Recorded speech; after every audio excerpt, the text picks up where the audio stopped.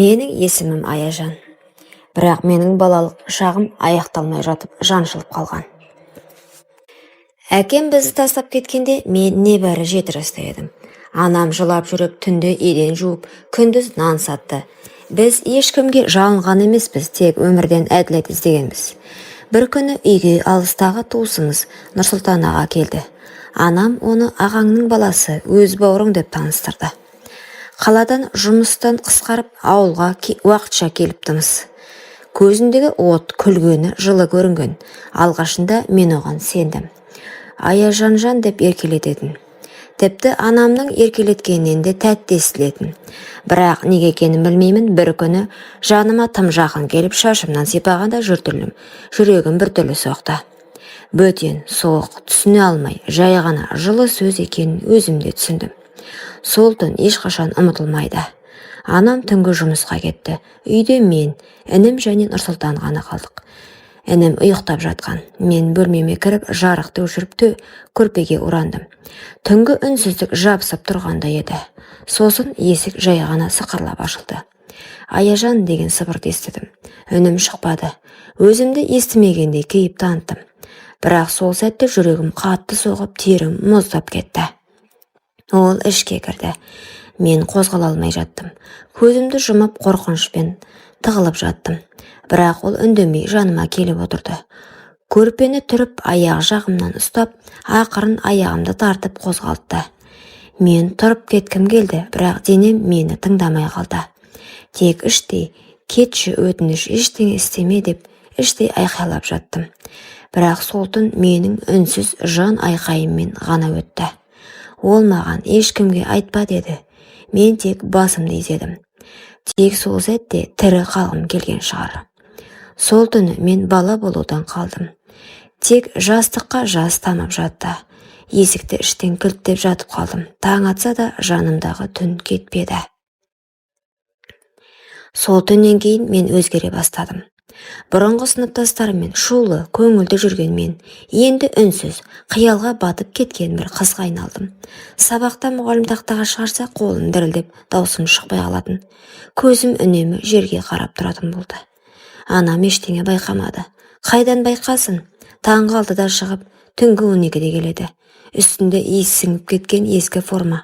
Жанарында шаршау мен үмітсіздік. Ол маған емес, тек тіршілікке қарап жүрді. Ал Нұрсұлтан аға болса, баяғысынша күлімдеп жүр. Жанымызда жүргенде ештеңе болмағандай сөйлейді. Бауырларыммен ойнап, анама жәрдемдескен болып өз орнын тапқандай. Тек менің көзіме тік қарағанда ішім шым ете түсті. Ол адам емес сияқты. Кейде қасымнан өтіп бара жатып, арқамнан сипап өтеді. Ішімді қалағандай болады. Мен дір етіп шошып қаша жөтелемін. Ой, кішкентай кезіңнен сондай тыжыранып тұрасың ғой деп күлетін. Бірақ мен ол күлкінің астарында не жатқанын білемін. Бірде мектептен келсем, інім ауырып қалыпты. Анам дәрі алуға кеткен екен. Үйде екеуміз ғана қалдық. Мен бірден бөлмеме кіріп, іштен кілттеп алдым. Сырттан ақырын даусы естілді. Аяжан, кілттеме, сенбейтіндей не істеп қойыппын саған. Мен үнсізбін, кеудемдегі тыныс қысыла берді. Ол үнін бәсеңдетіп. Кішкентай кезінде мен сені иіскеп ұйықтататын едім ғой. Сен маған үнемі аға кетпеуші дедің. Есіңде жоқ па? Деді жай ғана. Жүрегім суып кетті. Мен ешқашан ондай сөз айтқан емеспін. Сол сәтте түсінгенім, ол менің санамды өзіне көндіру үшін өткенге өтірік қоспақ. Бұрынғы естелікті өзгертіп, өзін жақсы адам ретінде көрсетуге тырысып жүр екен. Бірақ мен енді бұрынғы Аяжан емеспін. Жанымда айқай тұр. Тек дауыстап айтуға батылым жетпей тұр еді. Сол көктем менің өмірімдегі ең ұзақ мезгіл болды. Уақыт тоқтап қалғандай. Таңда атады, күнде батады. Бірақ менің ішімнен кетпейтін бір түн бар еді. Ол түн әр сайын қайта тіріліп, жаныма оралатын. Кейде мен терезеге қарасам, осы үйдің қабырғасы сөйлей алса ғой деп ойлайтынмын. Өйткені мен үндемеймін. Мен жылай алмаймын. Мен тіпті айқайлай алмаймын. Үнсіздік менің қорғаным болып қалған. Бірақ сол үнсіздік бір күні мені жұтып жібереме деп қорқамын. Анам бұрынғыдай мендегі өзгерісті көрмейді. Қалжырап келгенде тек сабағын қалай деп сұрайды. Мен жақсы деймін. Солар күндер ауыса берді. Ал Нұрсұлтан аға бұрынғыдан да батылырақ. Анам үйде болмаса, менің соңымнан бөлмеге келіп есік қағады. Тек сөйлесеміз, сен сағындым дейді. Мен үндемеймін, тар бөлменің бұрышында тығылып тістеніп жаттым. Ол кетпей біраз тұрып, сосын күліп шығады. Бір күні мен ұйықтап қалған екенмін. Түн ортасында оянсам, біреу көрпемді көтеріп тұр.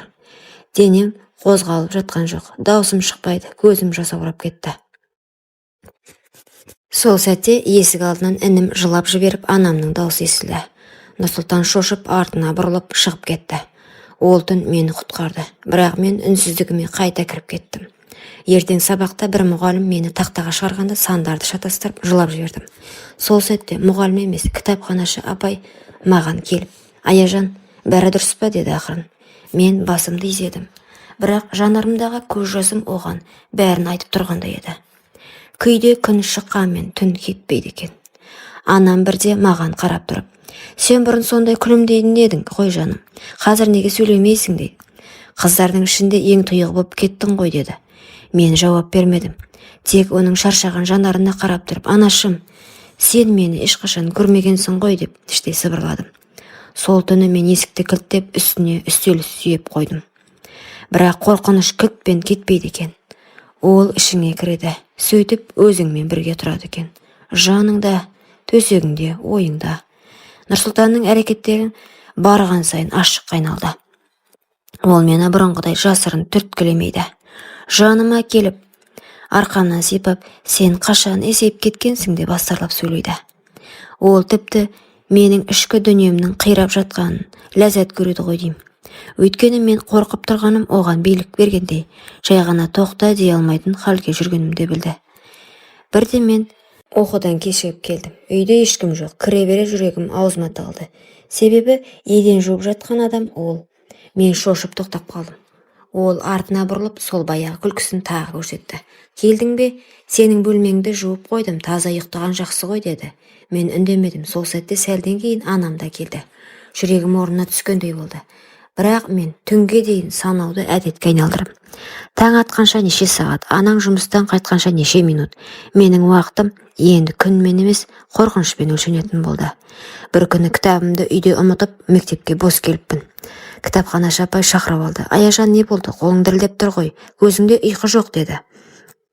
Мен тағы үнсіз қалдым, бірақ ол қоймай, ақырын қолымды ұстап тұрып, «Кейбір оқушылар үнсіз болады, бірақ ол үнсіздіктің артында көп нәрсе жатуы мүмкін» деді. Сол сәтте мен жылағым келді, бірақ көз жасым шықпады. Тек қолымды тартып алып, кітапты алып сытылып кеттім. Кітапхана менің тығылатын жалғыз орным еді. Мұндағы үнсіздік үйдегі түннен емес, тыныштықтан тұратын.